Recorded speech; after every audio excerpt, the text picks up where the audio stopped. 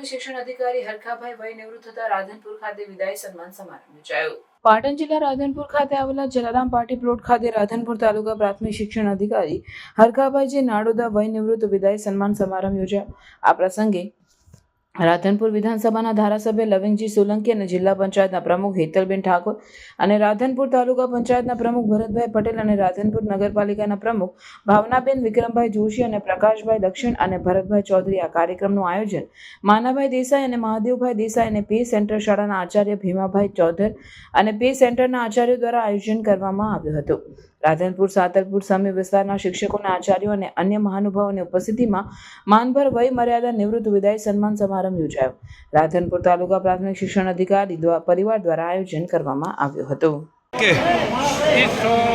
2025ના દિવસે હું નિવૃત્ત થયો એટલે આમ એક ખુશી પણ હોય કે ભાઈ આપણે સુખરૂપ શાંતિપૂર્ણ અને સારી રીતે મારી નોકરીનો સમય મેં પૂર્ણ કર્યો અને જેટલું મારાથી બને એટલી મેં કામગીરી શિક્ષણ ક્ષેત્રે કરી છે અને શિક્ષક મિત્રો મારા આચાર્ય શિક્ષક મિત્રો ખૂબ પ્રેમ આપી અને મારો વિદાય સમારંભનો કાર્યક્રમ પણ એમને રાખ્યો। એટલે સૌને હું ફરીને એમનો આભાર માનું અને આપ પત્રકાર મિત્રોનો પણ હું ખૂબ આભાર, મને ખૂબ સહયોગ આપ સર્વ મિત્રોએ કર્યો અને ફરીને સૌ મિત્રોનો આભાર। તમારો શિક્ષણનો દિવસે તો બીજા શિક્ષકોને અને આવનારા અધિકારીને શું કહેવા માગો છો?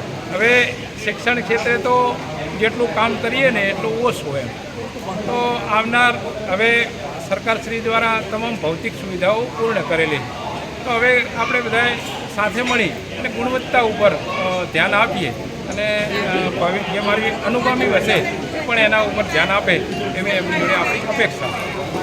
આજે અમારા રાધનપુર તાલુકાની અંદર તાલુકા પ્રાથમિક શિક્ષણ અધિકારી તરીકે માન્ય હરખાભાઈ નાડોદા સાહેબ ફરજ નિભાવતા હતા।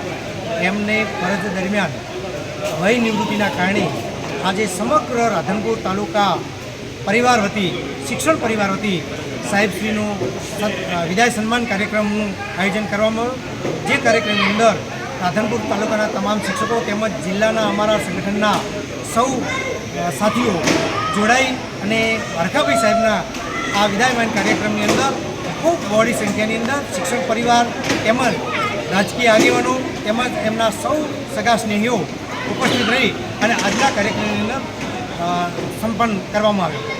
આવનારા શિક્ષણ અધિકારી પણ કેવા હશે અને કેવી અપેક્ષા તમારી? અમને એ આશા છે કે અમારી રાધનપુર તાલુકાની અંદર જે ટીમવર્કથી જે કામ કરી રહ્યા છીએ એ મુજબ આવનાર અધિકારી પણ જેમ દૂધમાં સાકર ભળે એમ અમારી સાથે ભળી અને એકબીજા તાલમેલથી સૌ સાથે મળીને તાલુકાનું શિક્ષણ કાર્ય ખૂબ આગળ વધે અને સુપેરી અને સારું આયોજન થાય એ પ્રકારના આવનાર અધિકારી સાથે પણ સંકલન રહીને સારા પ્રયત્નો કરીશું।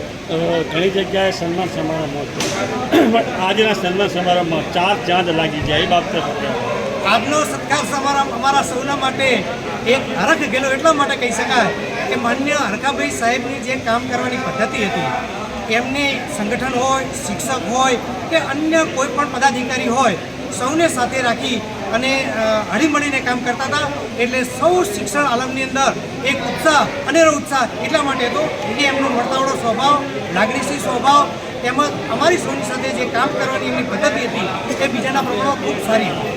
હરખાભાઈ નાડોદા સાહેબ વર્ષો સુધી રાધનપુરને વહીવટી કામ સાથે અમારા બધા પરિવાર સાથે જોડાયેલા હતા। એમની કામ કરવાની આગવી કોઠાહૂદ પોતાનાપણાના ભાવ સાથે કામ કરે ત્યારે એમણે ઠરેલ માણસ તરીકે લાંબો એમને વહીવટી અનુભવ હતો।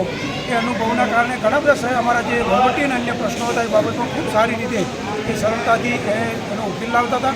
એમના આ સ્વભાવના કારણે અમે જે આ બાબતની એમની ખોટ છે, એમના એક વડીલ તરીકેની અધિકારી કરતાં વડીલ તરીકેની ખોટ એમને કાયમ રહેશે।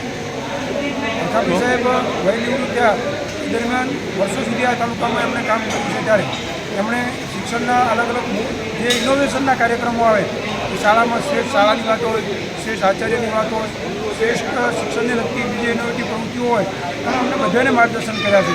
અને એમણે જ્યારે પણ શિક્ષણનું કોઈ કામ હોય તો ટીમ વર્કથી સાથે મળી અને પોતાના પણ સાથે હું નહીં પણ હમ એ પ્રમાણેનું કામ અહીં કરેલું છે।